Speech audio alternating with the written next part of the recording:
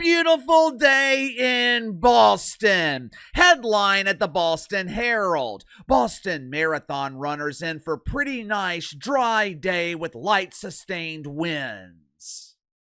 Now, when reading that headline, you would assume that the Boston Herald is talking about the weather, right? Actually, they're describing the status of females who were hoping to qualify for the race. The ladies will be looking nice. Their makeup will be perfectly applied. They won't have to worry about perspiration washing the makeup away because the ladies are going to be dry. And the light sustained winds, those winds will either be coming from the Boodle breeze, or the Boston Herald could be describing the winds coming from the dudes who are hauling ass past the women who did not qualify, as one lucky man becomes the women's champion at the Boston Marathon. What the hell are they doing? What is wrong with Boston? According to Google, the Boston Marathon is the hardest marathon in the country to qualify for. People train all year just for the chance to qualify for this once prestigious event. This is not the marathon in your local city where you'll see the local Lizzo jogging for Jell-O and finishing 2 miles in 2 days. This isn't one of those charity races from the 90s where you give the local neighborhood kid $5 for every mile that he completes. This is the Boston Marathon, with qualifying being incredibly difficult and with the organizers of the Boston Marathon wanting to be inclusive. They have specific age and gender standards that runners must meet to qualify.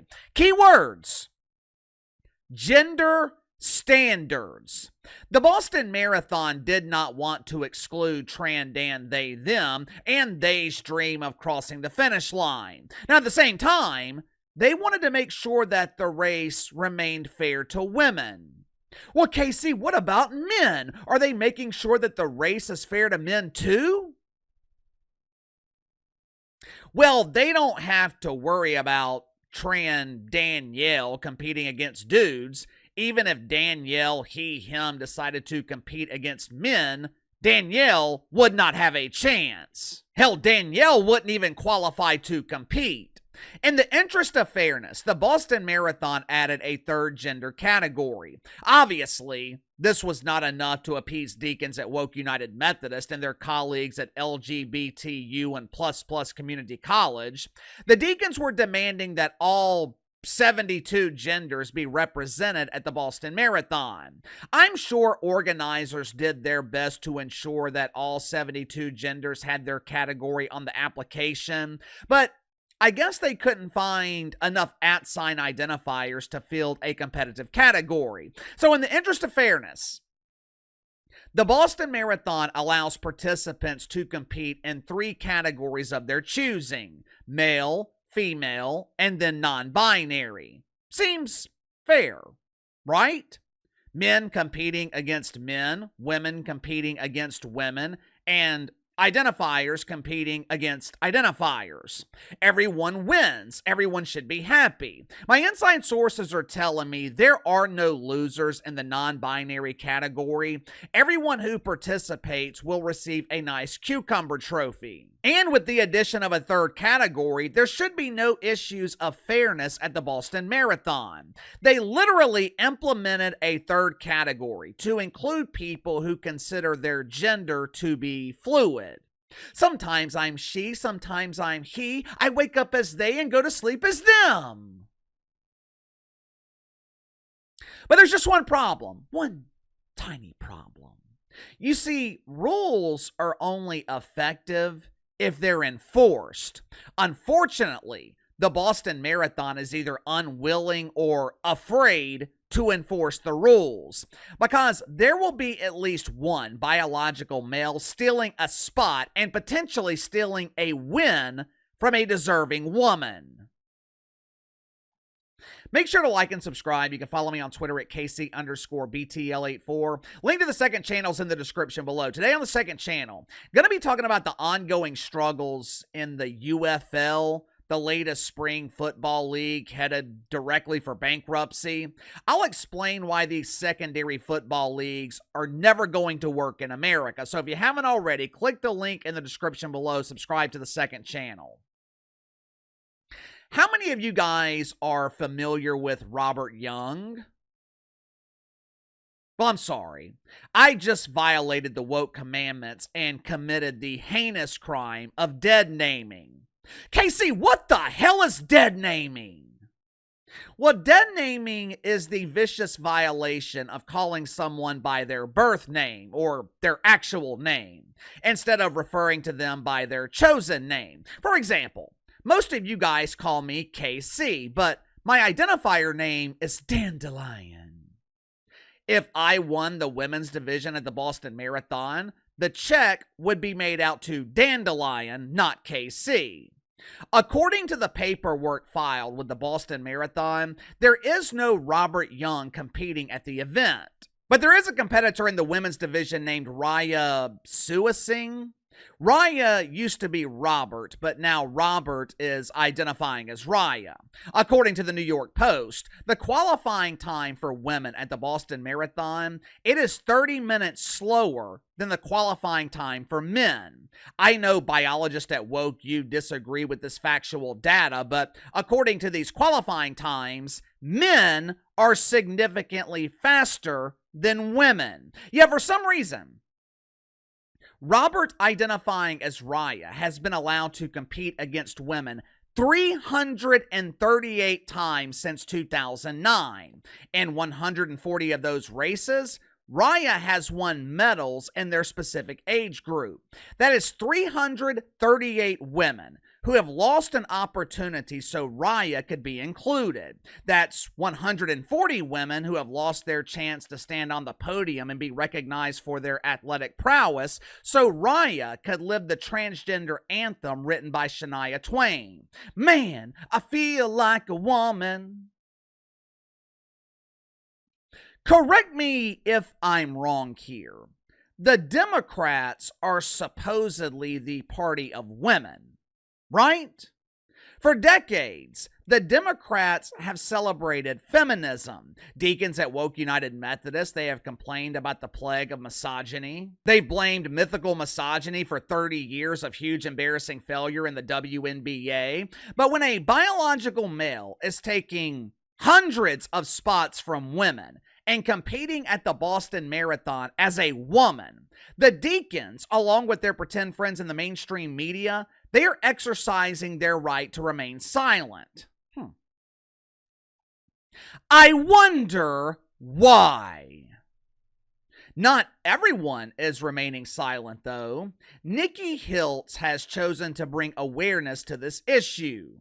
Dandelion. Who in the hell is Nikki Hiltz? Nikki is an Olympic athlete who finished 7th in the women's 1,500 meter final last year at the Paris Olympics. According to their Instagram bio, Nikki Hiltz is a self-described non-binary transgender person who uses they/them pronouns.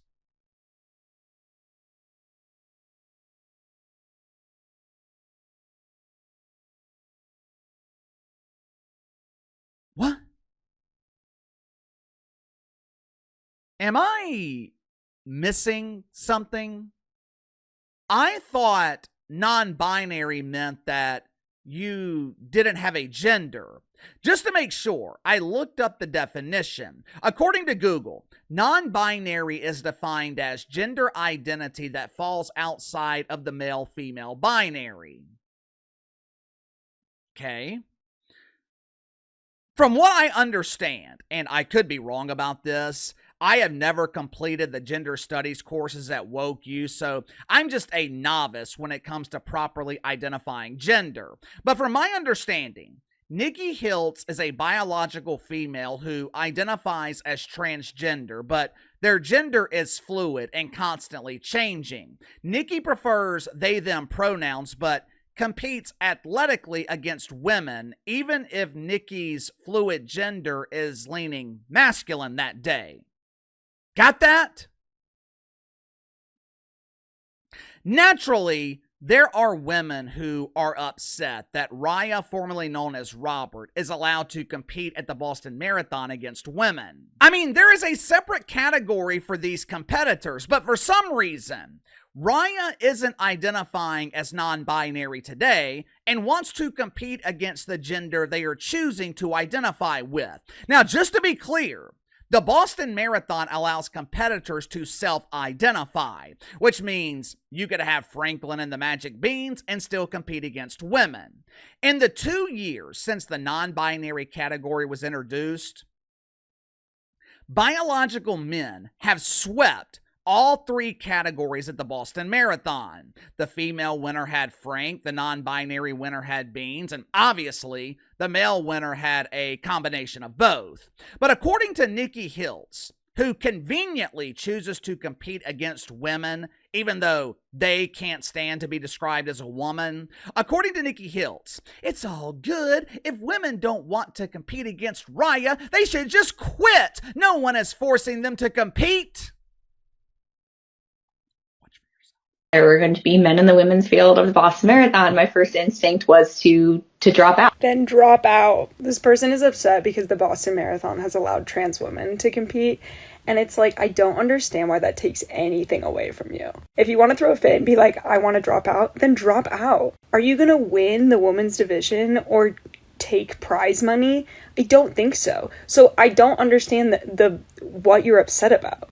Like, are you mad because instead of 900th, you're going to take 900th and first because a trans woman maybe beats you? You got that, ladies? Forget about all that time you spent training. Forget about the past year of your life that you dedicated to competing at the Boston Marathon. Forget about the $150,000 that you could potentially win. Forget about the $1 million in prize money that will be given to those who qualify. Forget about all that.